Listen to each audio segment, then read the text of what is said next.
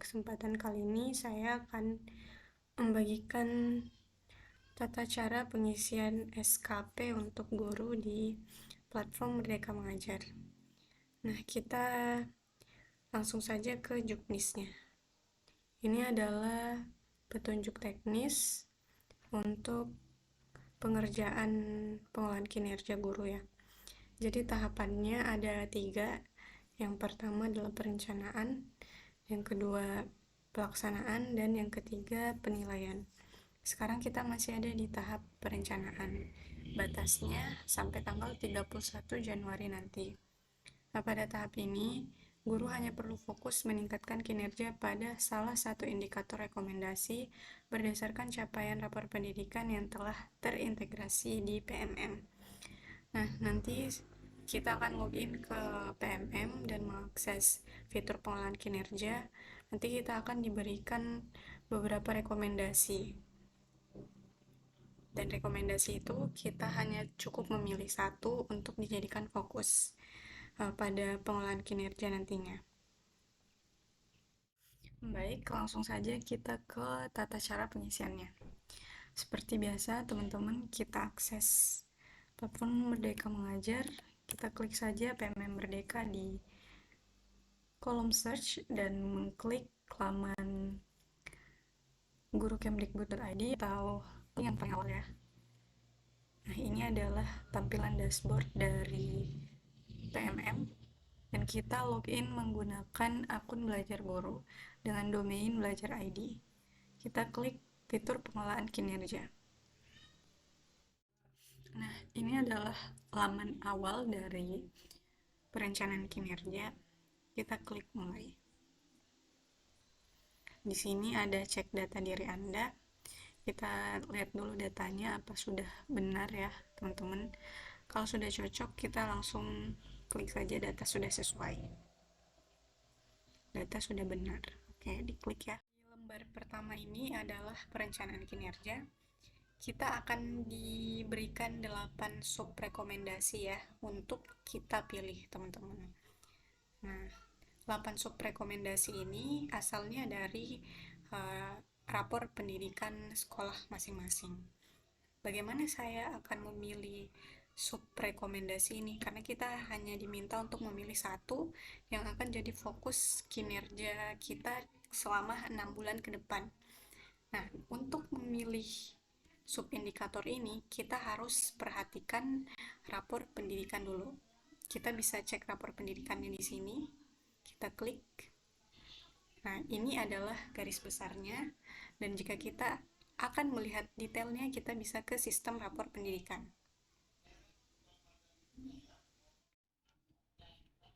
Teman-teman bisa mengunduh rapor pendidikan sekolah masing-masing di sini.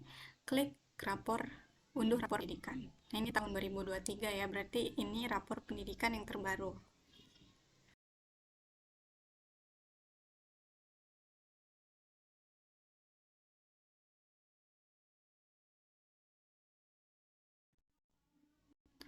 Ini adalah laporan rapor pendidikan sekolah saya, teman-teman. Jadi yang warna merah itu artinya ini capaiannya masih kurang dan harus kita tingkatkan. Jadi kemampuan literasinya kurang, kita scroll ke bawah, numerasinya kurang juga. Kita scroll lagi, karakternya kurang. Banyak ya yang kurang. Nah, untuk pengalaman pelatihan PTK sudah baik. Ini kaitannya dengan akses ke PMM. Lalu kualitas pembelajaran. Nah, ini kualitas pembelajaran masih kurang juga. Di petunjuk teknisnya dari PMM, rekomendasi yang diberikan adalah rekomendasi dari indikator D1 ini. Jadi yang tadi kita lihat 8 sub itu mengambil dari indikator ini, teman-teman. Indikator D1 kualitas pembelajaran. Nah, untuk guru, rekomendasi indikatornya berasal dari indikator D1 kualitas pembelajaran, dan untuk kepala sekolah diambil dari indikator D3 kepemimpinan instruksional. Oke. Jadi teman-teman, kita lihat kualitas pembelajaran sekolah saya ini kurang. Jadi saya harus memilih salah satu dari sub indikator yang ada dalam sini ya. Tadi kita lihat ada 8 sub indikator dari 3 indikator utamanya, manajemen kelas, dukungan psikologis, dan metode pembelajaran. Kita cukup memilih satu saja sub indikator itu ya teman-teman di sini. Kita klik. Nah, ini kita cukup pilih satu dari 8 sub rekomendasi. Di sini ada dimensi manajemen kelas, dimensi dukungan psikologis, dan dimensi metode pembelajaran. Jadi kita lihat dulu nih, di rapor pendidikan saya nih kurangnya apa gitu. Jadi di manajemen kelas skornya ada 57, dukungan psikologis skornya 56, dan metode pelajaran itu yang paling rendah 54. Jadi kemungkinan saya akan memilih bagian sub dari metode pembelajaran. Meskipun keduanya ini bisa dipilih juga karena masih kurang ya. Meskipun di sini naik, tapi hitungannya tetap kurang, teman-teman. Karena peringkatnya masih masuk di peringkat 81 ke bawah, baik tingkat nasional maupun tingkat daerah. Oke, jadi kita kembali ke halaman perencanaan kinerja dari rapor pendidikan yang sudah kita lihat ya teman-teman. Jadi kita sudah punya gambaran nih yang kurang di sekolah saya tuh ternyata kurangnya ada numerasi, literasi, karakter, dan metode pembelajarannya kurang, terutama di sub indikator metode pembelajaran. Jadi saya akan memilih salah satu di sini. Saya akan pilih aktivitas interaktif. Nah, kita klik satu, dan ini teman-teman harus sesuaikan dengan rapor pendidikan masing-masing ya. Setelah kita memilih satu sub indikator, kita lanjut ke pengembangan kompetensi. Nah, di lembar kedua ini namanya pengembangan kompetensi. Di sini kita akan diminta untuk memilih RHK atau memasukkan RHK, rencana hasil kerja ya, dengan minimal total poin 32 poin selama 1 semester atau 6 bulan untuk memenuhi ekspektasi atasan. Jadi teman-teman tinggal memilih dari 18 rekomendasi RHK ini. Kita bisa teman-teman pilih mana yang kira-kira mampu untuk teman-teman lakukan dan bukti dukungnya mudah untuk dipenuhi ya.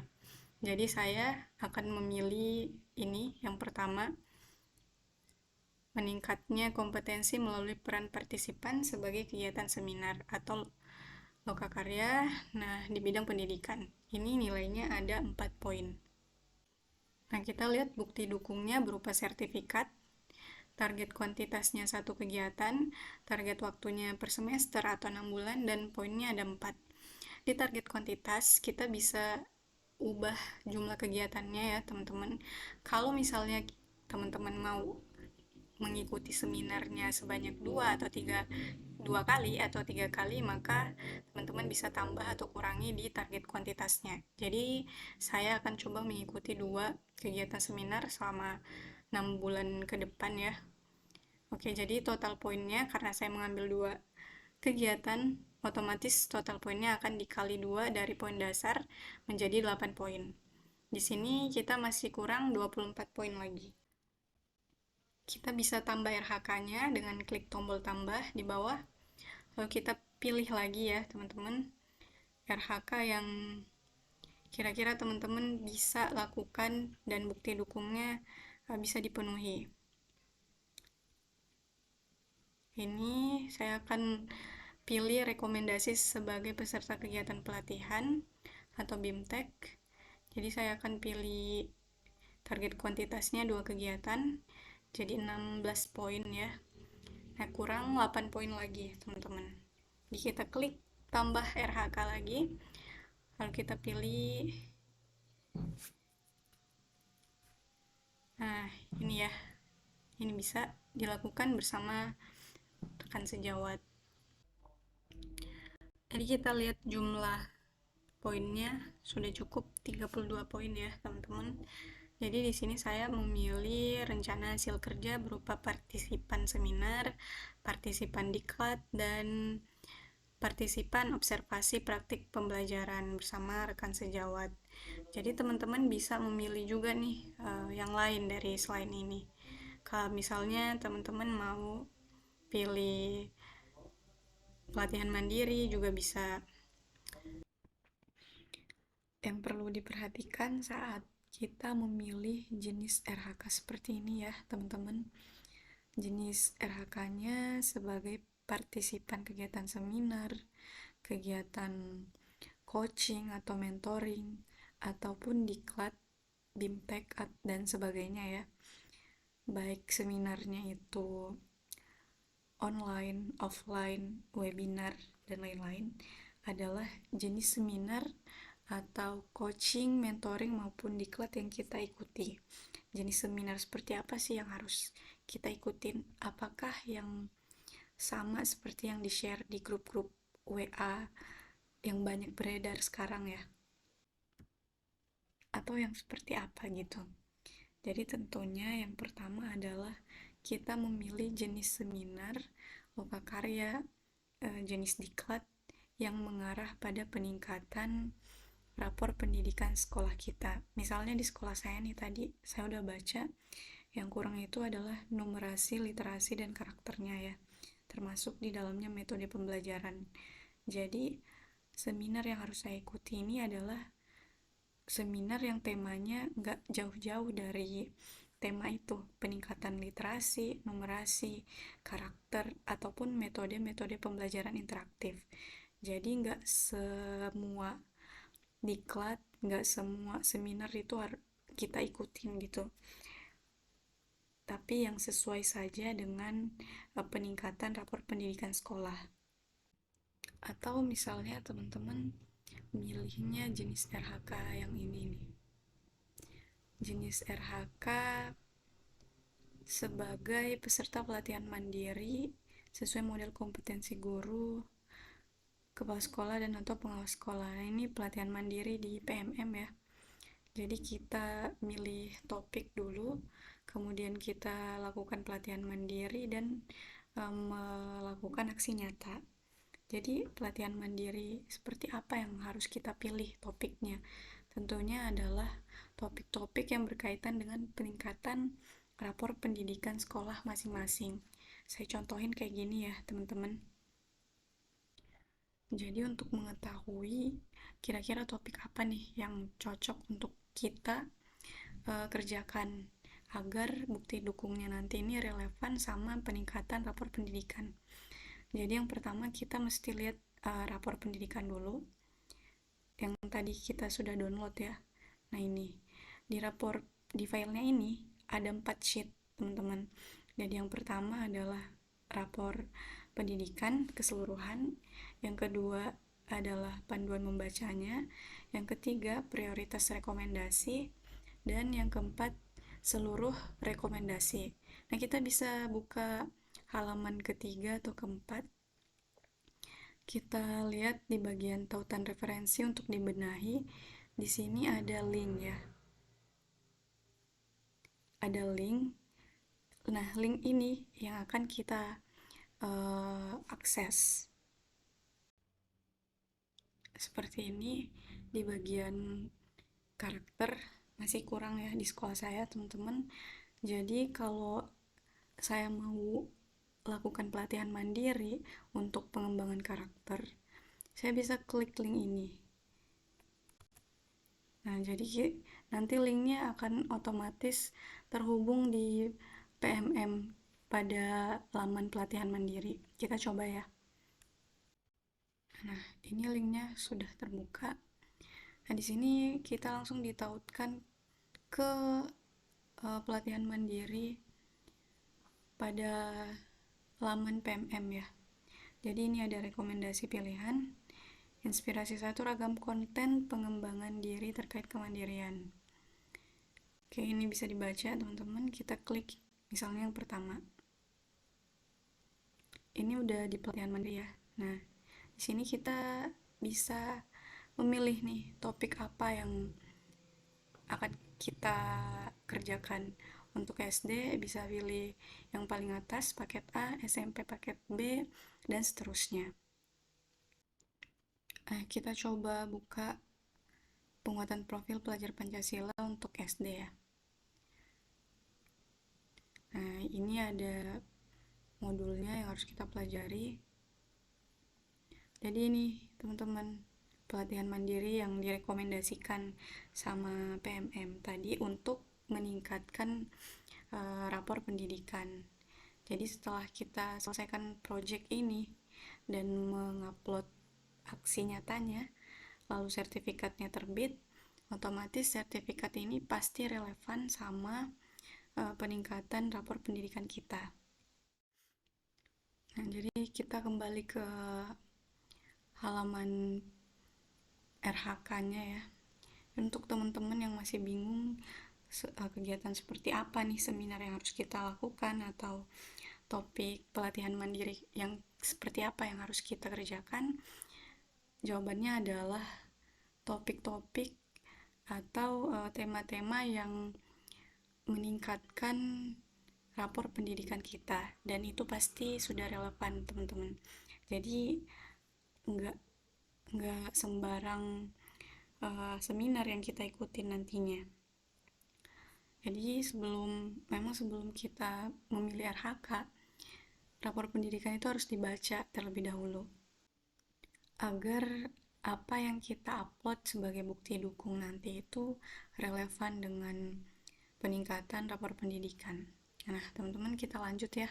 Saya bakal kembalikan jenis RHK-nya pada pilihan yang pertama saya pilih. Nah, setelah ini cukup 32 poinnya, kita lanjut ke tugas tambahan. Di lembar ketiga ini di tugas tambahan, ini tugas tambahan sifatnya opsional ya. Jadi kalau teman-teman punya tugas tambahan di sekolah bisa diisi, dan kalau memang nggak ada bisa di skip langsung ya ke perilaku kerja. Nah, kita lihat apa sih tugas tambahan itu. Di sini ada beberapa rekomendasi yang bisa kita pilih ya teman-teman. Ada tugas tambahan untuk semua jenjang dari SD sampai SMA, SMK. Dan ada juga khusus untuk SMP, SMA, atau SMK. Jadi kebetulan karena saya ini SD, jadi saya akan memilih tugas tambahan di semua jenjang. Jadi teman-teman bisa pilih salah satu dari tugas tambahan yang ada. Dan kalau misalnya ada 2 tugas tambahannya, teman-teman juga bisa milih itu. Jadi ini bisa lebih dari 1 dan bisa juga nggak diisi. Ini saya akan memilih sebagai tim pencegah dan penanganan kekerasan atau TPPK. Jadi bukti dukungnya berupa surat keputusan atau surat tugas. Jadi ini akan dilampirkan surat SK-nya ya teman-teman sebagai bukti dukung. Nah, setelah ini kalau teman-teman punya tugas tambahan lain bisa diklik tambah RHK, dan kalau misalnya satu aja kita bisa lanjut ke perilaku kerja. Ini saya hapus dulu. Kita bisa terus ke perilaku kerja. Di lembar keempat ini, lembar perilaku kerja, kita akan diminta untuk memilih perilaku dari 7 aspek. Ini ada 7 aspek: kolaboratif, adaptif, loyal, harmonis, kompeten, akuntabel, dan berorientasi pelayanan. Jadi teman-teman cukup pilih satu dari rekomendasi yang disediakan. Apa perilaku yang ingin Anda fokuskan di tahun ini? Indikator perilakunya ada 3, jadi teman-teman bisa memilih satu ya. Saya akan memilih ini, memahami kebutuhan peserta didik dan berusaha memenuhinya. Dan di bawahnya adalah perwujudan perilaku. Bagaimana Anda akan menerapkan perilaku tersebut dalam kehidupan sehari-hari. Jadi kita cukup pilih satu lagi dari rekomendasi yang disediakan. Dan teman-teman cukup pilih aja ya, sampai semuanya terisi ke aspek kolaboratif. Setelah semua aspek ini terisi, perilaku kerjanya, kita bisa lanjut ke halaman rangkuman. Di lembar rangkuman ini adalah halaman terakhir ya. Jadi di sini adalah rangkuman dari keseluruhan pilihan kita, mulai dari lembar pertama tadi di praktik pembelajaran hingga ke lembar keempat, perilaku kerja. Jadi semuanya dirangkum di sini ya teman-teman. Ini yang paling bawah ada perilaku kerja yang tadi kita isi, lalu ini adalah hasil kerja tambahan, dan ini yang paling atas adalah RHK atau hasil kerja utama. Kita lihat yang hasil kerja utama dulu deh. Nah, ini yang nomor 1 tadi adalah subindikator yang kita pilih dari praktik pembelajaran ya teman-teman. Jadi saya memilih subindikator metode pelajaran dengan subnya sebagai meningkatnya praktik aktivasi kognitif yang berfokus pada aktivitas interaktif. Jadi nomor 1 di lembar pertama tadi yang saya pilih. Terus yang kedua ini sampai poinnya nomor 7 kalau nggak salah ya. Oh, nomor 6. Sampai 6, 2 sampai 6 ini adalah yang saya pilih di pengembangan kompetensi yang kita ngisi RHK tadi. Dan yang ketiga, hasil kerja tambahan di lembar tugas tambahan, dan yang keempat adalah perilaku kerja yang sudah kita isi. Nah, ini ada satu hal yang mau saya tunjukin ke teman-teman. Jadi tadi saya milih RHK-nya kalau nggak salah cuman 4 poin ya, atau 3 lah. Iya, saya milihnya cuma 3 RHK, tapi di sini tiba-tiba menjadi 6. Saya nggak ingat saya milih ini, tersusunnya kurikulum operasional kalau SP, dan saya juga nggak milih ini. Jadi ini datangnya dari mana sih? Ini ternyata datang dari indikator yang kurang di rapor pendidikan kita juga ya teman-teman. Karena rapor pendidikan saya kurang dokumen kurikulum, maka dia otomatis tertambah. Nanti dokumen ini bisa kita minta di kepala sekolah. Dan juga yang nomor 6 sama, kita kurang di bagian ini kayaknya, kurikulum operasional. Jadi bukti dukungnya berupa rangkuman kehadiran guru dan kehadiran kelas ya. Jadi nanti kita tinggal upload bukti dukungnya. Setelah semuanya terisi, kita bisa lanjut ajukan kalau emang nggak ada yang mau diubah, atau kalau misalnya ada yang mau direvisi lagi, teman-teman bisa klik tombol ubah ya. Jadi kita bisa klik tombol ajukan. Nah, di sini akan ada kolom notif, ajukan perencanaan kinerja ke atasan. Nah, atasan akan lanjut memeriksa. Mohon diskusi dengan atasan terlebih dahulu atau simpan draft jika diperlukan. Nah, setelah kita ajukan nih, kita nanti akan langsung tinggal nunggu ya.